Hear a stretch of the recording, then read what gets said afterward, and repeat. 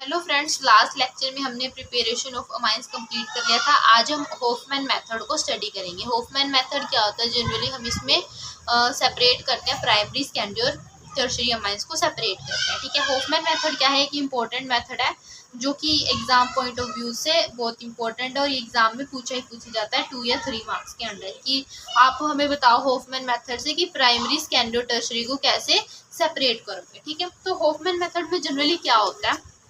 हमारे पास क्या होता है? Diethyl oxalate, diethyl oxalate, diethyl oxalate होता है जिसको हम किसके साथ करवाते हैं? प्राइमरी अमाइन के साथ। प्राइमरी अमाइन के साथ जब कंबाइन करवाते हैं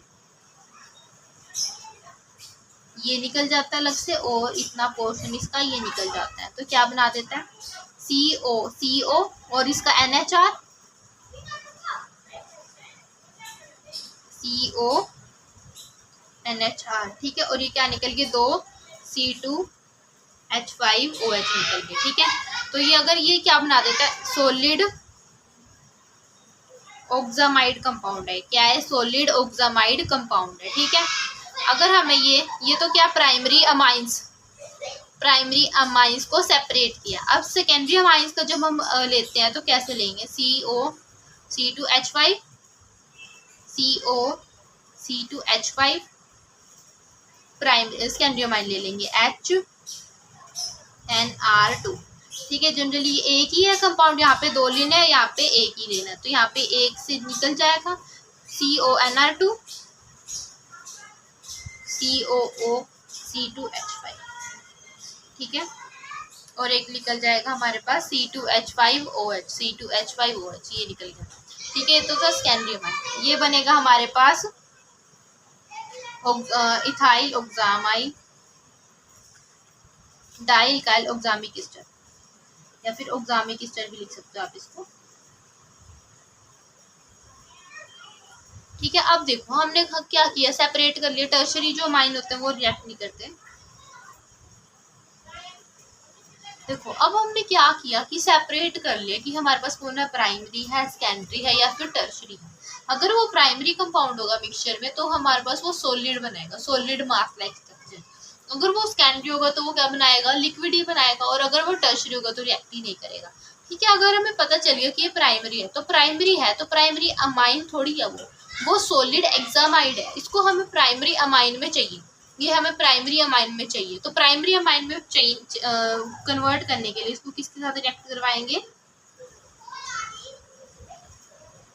एल्कली के साथ, 2KOH के साथ क्या करवा देंगे? रिएक्ट करवा देंगे। अब इसमें देखो ध्यान से, KOH 2 है हमारे पास, तो इसका OK और इसका OK इनके साथ आ जाएगा CO के साथ, COOK COOK। ठीक है, तो अलग जो रह जाएगा वो क्या रह जाएगा? RNH2। यहाँ पे क्या बनेंगे? 2 बनेंगे, 2 कंपाउंड बनेंगे प्राइमरी अमाइंस के।